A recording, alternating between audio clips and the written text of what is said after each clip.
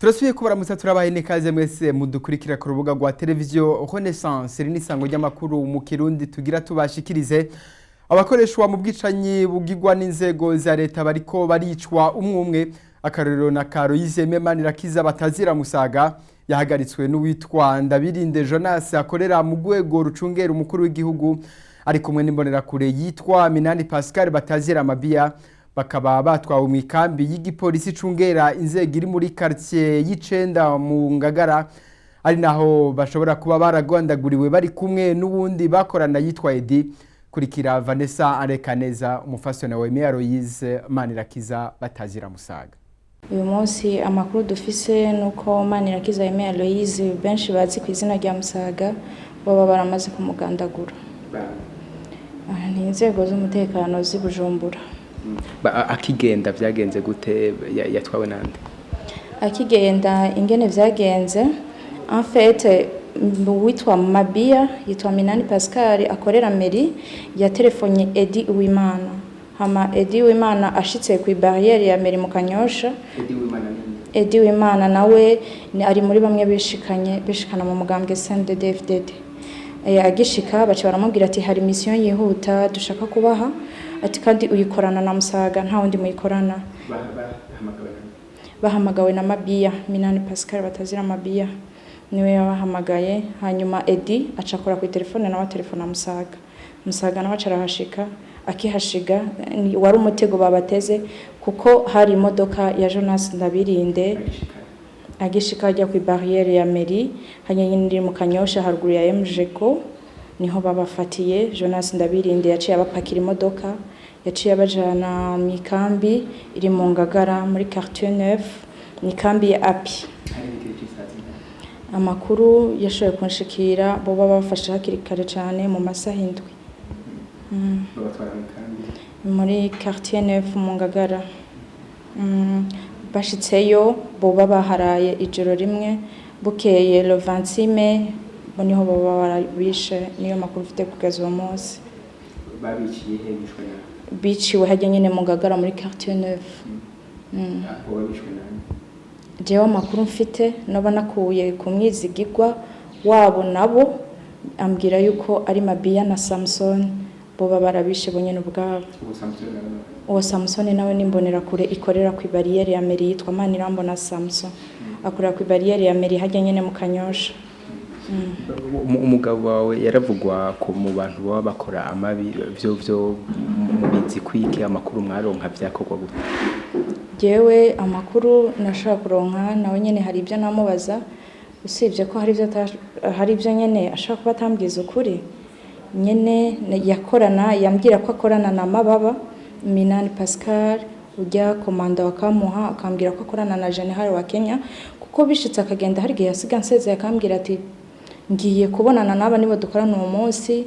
Yarakoranye na Major Evariste akora ku kirimba cy'umukuru w'igihugu bari bara na documentation y'Ibujumbura. Urumva documentation y'Ibujumbura ntiya precise neza amazina y'abo bantu. Selman arumva akunda kuvuga witwa Dedei sinzi cyo yabajejwe muri documentation nibo bakorana.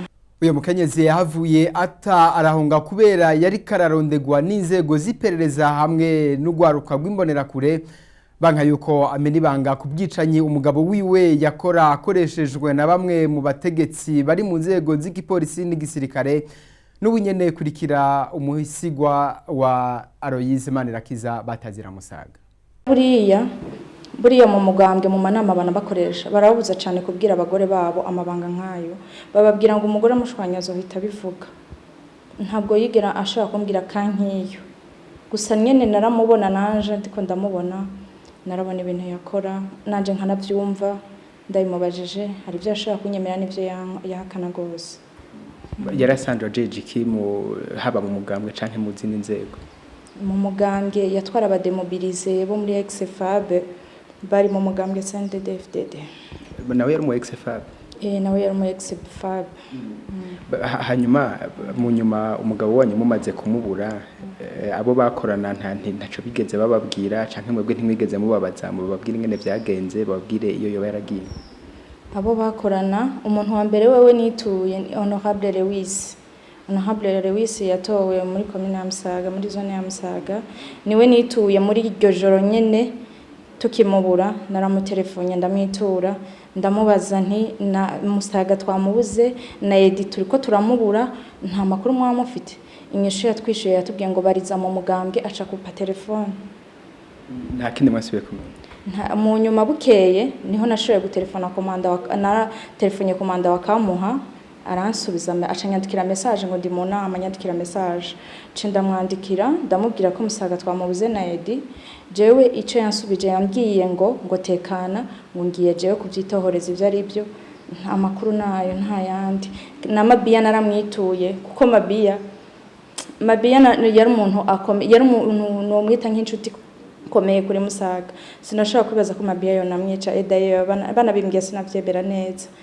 Mabiya naramwituye cyane ndamutelefona no muri iryo joro nyene ndamubwira Musaga twamubuze turonderere Mabiya arambwira ati nta nakimwe ndabizi ko no kuri nta nakimwe ndabizi ko ati ihangane tubikorere ko ndatelefona mere de la ville turabikorera ko nta kibazo wetekana makuru ko ndiko ndarondegwa nabibwiwe n'umuntu umwizigirwa wanje arambwira ati uri ko rarondegwa muhira harabaye movement a 2 jours y'imodoka zirimo abantu batatu bakaza bakambaza ko ndahari ariko abo muhira bakampisha gose mu nyuma niho bagira ubwo bafata decision yo kundungika iwacu ruguru aho navuka maze gushika ruguru iwacu aho navuka niho naronka makuru ko bamenye yondi cendaronka undi mwizigirwa wundi araza arankura ruguru aranjana ahandi mu yindi ntara ntashobora kuvugira hano shitse muri iyo ntara umuntu yanyakiriye yagize ubwoba budasanzwe yama ariko arajugumira yabona ko nawe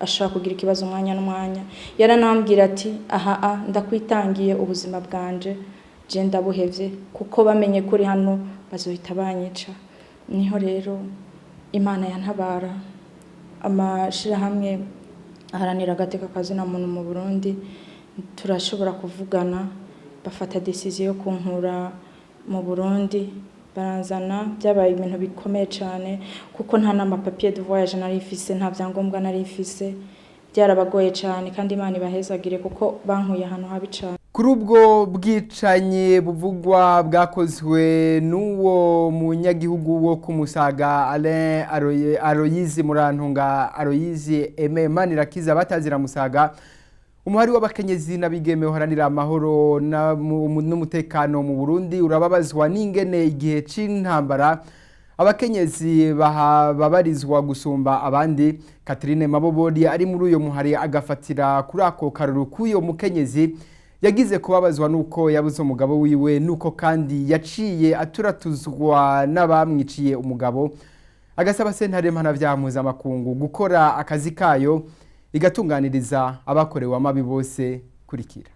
Nta numwe atazi ko igihe cyose habaye intureka mu gihugu ingaruka nyinshi zija ku mukenyezi. Ikindi kandi baragwa mu mporero y'ivyo batazi, ikibabaje cyane akaba ari uko mu nyuma yo kubura ababo nabo nyene baca batangura gutotezwa no guhohoterwa nkako azi byinshi umugabo wiwe yakoze mu vyaha vyagirizwa imbonerakure none agize kutamenya iyo umugabo wiwe yagiye nawe kandi akaba ari karaturatura n'uruvyaro n'indamunda. Kimwe mu vyotuma ivyo bikomere bigabanuka nuko hoba ubutungane kubakorewe ivyo vyaha no ku miryango yabo. Tubandanye amakuru tubateguriye n'igisata c'ubutungane mu ntumbero yo guhimbaza ku ncuro igira 15 umunsi wahariwe ikugwaho ry'igihano cyo gupfa hari ku munsi wa kabiri uheze. Ishirahamwe akati Burundi riratewa amakenga n'ubwicanyi butandukanye bukogwa kuva muri ndamukizo mwaka wa 2015 mu Burundi aho abantu badasiba kubugwa irengero abandi bakicwa atabutungane bukoze kandi Uburundi bwarakuyeho igihano cyo gupfa ku mugaragaro kuva mu mwaka wa 2009. Kurikira Augustin mubona ari mu gisata cyo kumenyesha amakuru muri akati Burundi. Amasezerano mpuzamakungu yatowe n'inama ya bose yo mu mwaka wa 1948 arerekana neza ko ubuzima bwa kirema muntu ari katihabwa bwirizwa kubahirizwa. Kuri ivyo rero biraboneka ko kwisi igihano cyo gupfa kiko kiravaho kuko nko kuva mu 1979 ibihugu birenga 74 biramaze gukuraho ico gihano cyo gupfa mu mategeko yavyo ku vyaha bimwe bimwe, ariko ibihugu 141 navyo biramaze gukuraho ico gihano cyo gupfa ku vyaha vyose. N'Uburundi rero buri muri ivyo bihugu bimaze gukuraho ico gihano cyo gupfa mu mategeko yacu. Amategeko yavyo ariko haribonekeza ibintu biteye ubwoba kuva mu kwezi kwa kane 2015, aho babonekeza gutorwa ibiziga, abantu banyuruzwa bagatorwa ibiziga, kandi bikaboneka ko bikorwa n'inzego za leta, bikaboneka ko bikorwa n'inzego za leta hamwe n'urwaruka rw'imbonerakure, bikaboneka yuko ari itotezwa rikorerwa abantu biyamirije cyane cyane ikiringo ca gatatu ca Petero Nkurunziza, nk'uko amashirahamwe aharanira hagati y'akazi na muntu adasiba kuvyerekana. Mbere n'itohozo ryakozwe n'umugabo wigenga ku Burundi rikaba naryo ryaravyerekanye. Ku Burundi rero vyerekana yuko igihano cyo gupfa cakuweho mu mategeko mugabo mu ngiro cabandanije gikorwa, kuko muri uku kwezi kw'icenda gushize akati Burundi yashoboye ku matohoza yakoze yashoboye kubona abantu 29 bishwe batabwa mu nzuzi, abandi mu makanivo, hari n'abandi baza baratorwa bari bazi ko bapfunzwe bagatorwa ibiziga. Akati Burundi kuri uno musi kaba yahagaritswe kandi umutima n'ingendo y'ubutungane bw'u Burundi batacigenga kugira buhane abakora ubwo bwicanyi. Akati Burundi gasaba nyabuna sentare mpanavyaha mpuzamakungu gukora amatohoza nyezina ku Burundi kugira abagirwa bahanwe. N'ubunyene kurikira Augustin Nimubona. Akati Burundi saba amakungu n'akarere bereka yuko kubera igihano cyo gupfa cyavuyeho mugabo kitavuyeho burundu kibananya gikurikizwa, baragisaba na sentare mpuzamakungu mpanavyaha yuko yogerageza ikubura amatohoza ku Burundi kugira ngo ishobore guhana abakora ivyo vyaha, kuko ubutungane bwo Burundi bwo butigenga budashobora kubakurikirana muri kino gihe. Imbere yuko turangiza aya makuru, kutavuga rumwe n'inzego zitandukanye za leta birerekana neza ko haba hari ukwikwegera ko bijanye n'inyungu z'umwe. Ivyo bikaba bishikirizwa n'ishirahamwe Parseme rigafatira ku kutumvikana kuri hagati y'ubuyobozi bw'ishirahamwe ritunganya igisagara ca Bujumbura mu vy'isuku Setemi, kikaba ari gisata kijejwe gusukura igisagara ca Bujumbura. Ubwo buyobozi bukaba butumvikana n'izindi nzego mu gukora ico gikorwa, na cyane cyane mu gutanga amasoko. Faustin Ndikumana akibutsa leta y'u Burundi ko ariyo ifise uruhara rwa mbere mu kusukura igisagara imbere yuko bikorwa n'abikorera utwabo. Kurikira Faustin Ndikumana. Igisagara ico bita les services d'hygiène ni ma service municipal, ni gisata leta itegereza gutunganya iyo nyene ubwa mbere, ico bita service où l'État a la légitimité d'intervenir imbere uko bikorera utwabo bazi. Nico gituma iyo shiramwe sitimotegeza kuraba riti rifise ideni nyinshi kubera iki batagiye hari amortissement ku buryo ama-equipement yaryo hazaragurwa amashasha mu gihe ibyo gukura imicafu mu gisagara ari ibintu byo kwihutira cyane. Ukaraba ibijanye n'amafaranga tizera kuri tenda kugira giyungunganye ni ibintu bitegeza kwigwa, kuko murazi ko na Bujumbura kiguma ari gisagara cama catemo korera ukumwaka kumwaka, ugasanga n'ikiyaga ca Bujumbura cyo kirononwa n'imicafu yo mu gisagara. Turimvira tuti none inzego za leta, izo autorité de régulation des marchés publics, izo za direction nationale des marchés publics, inspection générale de l'État, ntishobora kwereka neza leta ukuraho kuri kugira ingingo zifatwe, kuko ucumengo ni inyungu za bamwe bamwe. Kuko niyo bavuga ati leta ntibishoboye, igihe hoza nk'abikorera utwabo ucuvuga ati wagiza appel d'offre, tuzogira appel d'offre abantu bakabimenya, ico bita obligation de publier, ukerekana capacité y'utegeza kubironka kwabishoboye, ubuhinga bw'abakozi, imiduga canke equipement, capacité financière kwihari, ishiramwe aho rikorera, uburyo rifise experience, kuburyo ushobora kubona yuko bashobora kubishobora.